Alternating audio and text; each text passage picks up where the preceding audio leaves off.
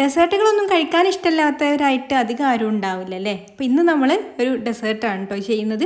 വളരെ എളുപ്പത്തിലും നല്ല ടേസ്റ്റിലും ഉണ്ടാക്കിയെടുക്കാൻ പറ്റിയിട്ടുള്ള ഒരു അടിപൊളിയായിട്ടുള്ള പുഡിംഗ് ആണ്. അപ്പോൾ നമുക്കിത് എങ്ങനെയാണ് റെഡിയാക്കി എടുക്കുക എന്നുള്ളതൊന്ന് നോക്കാം. അപ്പോൾ ആദ്യം തന്നെ ഒരു പാൻ സ്റ്റൗവിൽ വെച്ച് കൊടുത്തിട്ടുണ്ട്. ഇതിലേക്ക് നമുക്കൊരു 2.5 ടേബിൾ സ്പൂൺ ബട്ടർ ചേർത്ത് കൊടുക്കാം. ബട്ടർ ഇല്ലെങ്കിൽ നെയ്യ് ചേർത്ത് കൊടുത്താലും മതി കേട്ടോ. ബട്ടർ അൺസാൾട്ടഡ് ആയിരിക്കണം, അല്ലെങ്കിൽ നെയ്യ് ചേർത്ത് കൊടുക്കാം.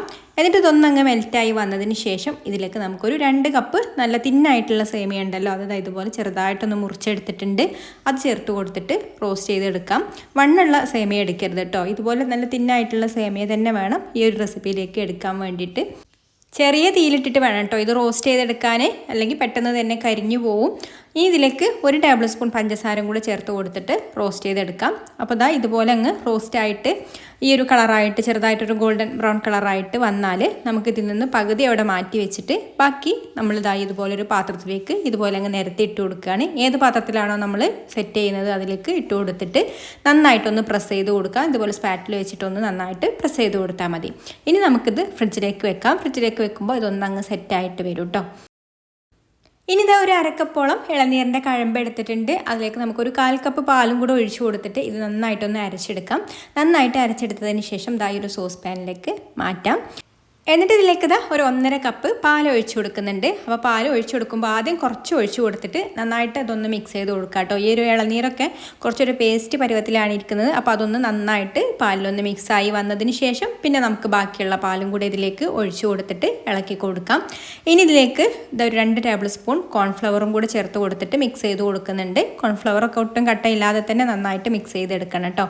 പിന്നെ 1/4 കപ്പ് കണ്ടൻസ്ഡ് മിൽക്ക് ചേർത്ത് കൊടുക്കുന്നുണ്ട്. പിന്നെ ബാക്കി പദത്തിന് പഞ്ചസാര കേട്ടോ ഞാൻ ചേർത്ത് കൊടുക്കുന്നത്. അപ്പോൾ നിങ്ങൾക്ക് വേണമെന്നുണ്ടെങ്കിൽ കണ്ടൻസ്ഡ് മിൽക്ക് മാത്രമായിട്ടും ചേർക്കാം, അല്ലെങ്കിൽ പഞ്ചസാര മാത്രമായിട്ടും ചേർത്ത് കൊടുക്കാം കേട്ടോ. അപ്പോൾ അത് നമ്മുടെ ഇഷ്ടത്തിനനുസരിച്ചിട്ട് ചെയ്യാം.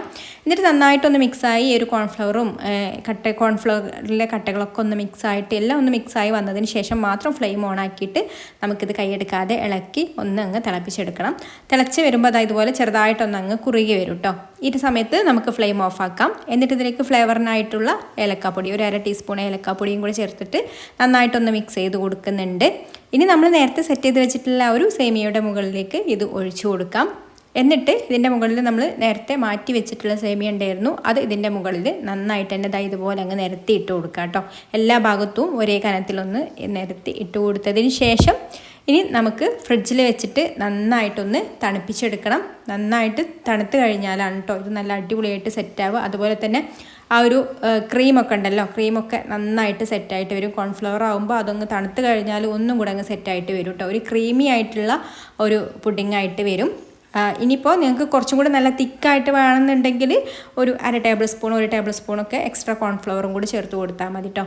അപ്പോൾ ഇത് ഫ്രിഡ്ജിലൊക്കെ വെച്ച് നന്നായിട്ട് തണുപ്പിച്ചെടുത്തിട്ടുണ്ട്. ഇനി നമുക്കിത് ഇതുപോലെ തന്നെ അങ്ങ് കട്ട് ചെയ്തിട്ട് സെർവ് ചെയ്യാം. ഇതുപോലെ ക്രീമി ആയിട്ട് തന്നെയാണ് കേട്ടോ ഈ ഒരു പുഡിങ്ങിന് കൂടുതൽ ടേസ്റ്റ് കിട്ടുന്നത്. ഒരുപാട് കട്ടിയായാൽ അത്രയ്ക്ക് ടേസ്റ്റ് ഉണ്ടാവില്ല.